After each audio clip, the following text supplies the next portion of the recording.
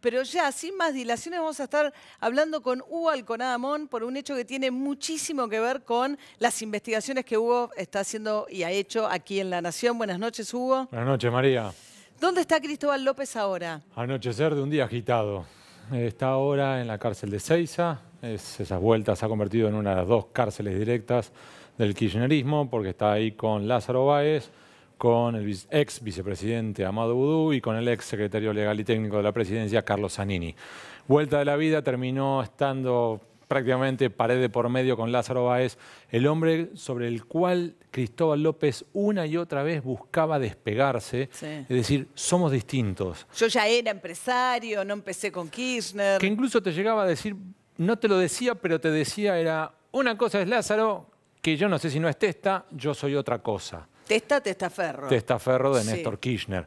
Y a su vez, Cristóbal López, hay que plantearlo, una vez logré exasperarlo, que se saliera de su eje, y yo le planteaba, ¿quién es usted? O sea, ¿cómo es que usted es usted? Y él entendió lo que yo le quería decir y me dice, yo no soy el palo blanco de Kirchner. Palo blanco en la Patagonia en particular es una forma de decir testaferro. Pero él lo que me llegó a decir es, y la expresión fue la siguiente, María, es, yo me aprovecho de la creencia popular de que lo soy. Entonces, yo entro a una reunión y te digo, qué lindo traje que tenés, dámelo. Y quien está hablando conmigo no sabe si quien le está pidiendo el traje soy yo o Néstor. Y agregó, de la reunión mínimo me voy con el cinturón. Impresionante. Este hombre... Y vos fuiste, digamos, esto tiene que ver con una investigación tuya, 4 años de trabajo de investigación. 4 años. Para detectar algo que es clave para explicar el crecimiento del Grupo Indalo, por lo menos durante el kirchnerismo, que era que de los impuestos que cobraban las estaciones de servicio y que estaban obligados a transferir automáticamente, porque no eran más que agentes de retención, a la AFIP, se los quedaban. Exacto. Y con eso apalancaron el Y crecimiento. ahora vamos a hablar sobre ese punto en particular. Y aquí hay que hacer una aclaración. Imaginen a un Cristóbal López dividido en dos, con una pared en el medio. ¿Por qué? Porque por un lado él tenía toda la operatoria de Casino Club y por el otro lado la operatoria del Grupo Indalo. Mi error al principio era creer que él, con el dinero del casino, financiaba la expansión del Grupo Indalo. Y en realidad esa pared era profunda, era real. Y entonces la pregunta a su vez era, entonces, ¿cómo estás financiando el crecimiento de tu Grupo Indalo? Ahora bien, primero... Era con los impuestos que no le pagaba la AFIP. Y ahora vamos a explicar sobre eso. Lo que tenemos como esencia, ¿sí?, es que a ambos, a Cristóbal López y a su socio, los terminaron embargando, los terminaron deteniendo. Y ahora me voy a acercar acá un minuto, porque acá la esencia es esta, María. Oil Combustibles. Esta es la empresa que probablemente más de uno ha reconocido por las estaciones de servicio, claro, que a su vez el que le ponía el rostro y la difundía era Marcelo Tinelli. ¿Qué hacían? Cada vez que uno iba a cargar combustible a una de estas estaciones de servicio, el 26% de lo que uno paga es el impuesto a la transferencia de los combustibles, el ITC.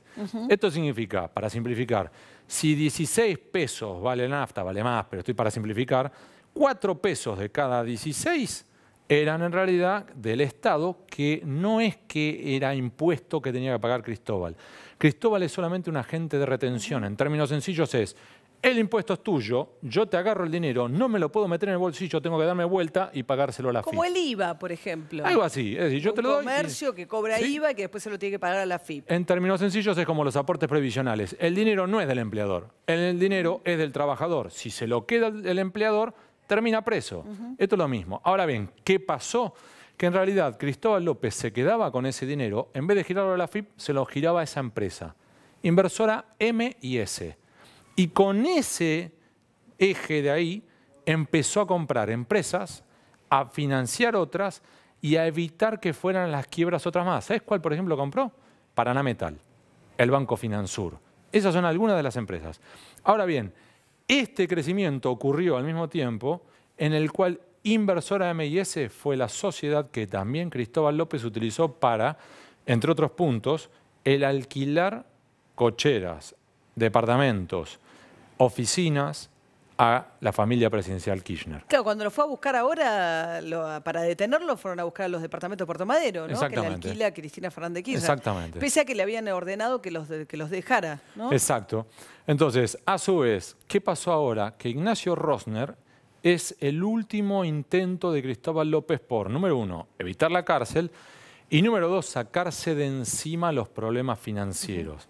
¿Por qué? ¿Qué quiero decir con esto? Cristóbal López, así como él interactuaba y utilizaba su, si querés, padrinazgo político o las sospechas de política, él también pensó que él debía aplicar las mismas reglas del juego ahora con el gobierno de Cambiemos. Entonces, ¿qué hizo? Buscó un interlocutor que él creía que tenía llegada a la Casa Rosada. Cardenal Newman, pasó por el grupo SOCMA, ¿no? Entonces, él lo que buscó era una forma, dicho de otro modo, vamos a simplificarlo. Él lo que sostenía Yo era... me corro. Dejen que sobreviva el grupo de la mano de Rosner. Y de paso, ya dado que nosotros sabemos cómo se mueve la justicia, dame una ayuda para yo no terminar en prisión. Preso. Y en vez de eso, terminamos en esta historia. Porque se puso duro Abad, ¿no? De la FIP. Le dijo, Sí. quiero cobrar, no me interesa, no lo Aquí dejen. es una delgada línea entre ¿qué querés? ¿Cobrar o querés torcerle el pescuezo al contribuyente? Si le torces demasiado el pescuezo y lo llevas a la quiebra, probablemente nunca recuperes el dinero. Entonces es un delicado equilibrio hasta donde puedes avanzar. Ahora, estuvimos hablando de Cristóbal, de su socio Fabián de Sousa, además del heredero Ignacio Rosner, y ahora la pregunta de fondo es, ¿qué va a pasar con este hombre? ¿Por qué? ¿No se daba cuenta que Cristóbal López no giraba los impuestos? De hecho, el entonces titular de la Administración Federal de Ingresos Públicos, el hombre que, por ejemplo, era capaz de controlar si había un abuelito que compraba $10 Sí. para una nieta, ¿te acordás? Sí. No fue capaz, mientras tanto, de controlar que Cristóbal López se quedaba con 8.000 millones de pesos del ITC. Y más aún, ¿por qué ese título, que es Agencia Palermo o Grandes Contribuyentes Nacionales? Para simplificarlo, cuando vos sos muy grandote, la FIP te mete en una lupa especial, que es el área de Grandes Contribuyentes Nacionales. Todas las grandes petroleras de la Argentina están ahí, salvo Oil Combustibles, que estaba en una agencia de la FIP de Palermo. ¿Qué significa eso? Que mientras que a Oil Combustible, que acumulaba deuda por 8.000 millones de pesos, tenían los mismos controles literales que un kiosco del barrio de Palermo, vos tenías que a las otras petroleras, las que competían con Oil Combustible, como Shell, la propia YPF, con el 51% de las acciones en manos del Estado Nacional, la tenían en la lupa especial de Grandes Contribuyentes Nacionales. Entonces, lo que plantea Echegaray es, una vez más, lo mismo que hizo en otros casos, como Lázaro Báez, o el caso Chicone, yo hice lo correcto. Yo firmé lo que me dijeron que firmara, toda la línea. Eso es lo que dijo en el caso Chicone. Y lo que plantea el juez, por el contrario, es, no, vos acá lo que hiciste fue simular un proceso administrativo que en realidad solo buscó cubrirte las espaldas. Y en última instancia, insisto con este punto, toda esta operatoria ocurrió para construir un gigante que en definitiva tenía pies de barro porque estaba basado en impuestos impagos, claro. Mientras que a su vez Cristóbal López canalizaba fondos a la familia Kirchner. La respuesta sencilla podría llegar a ser, y lo entiendo... O sea, ¿por qué tenía trato privilegiado? Podría llegar a ser una respuesta válida. Mirá, era tan poco el dinero que le giraba a los Kirchner que no es para tanto. Pero para que comprendan, del patrimonio blanco de los Kirchner, solo entre Lázaro Báez y Cristóbal López responden el 50%. Entonces, no es tan poco el dinero, ¿sí? Y algo más, no solamente involucra el dinero que le giraba.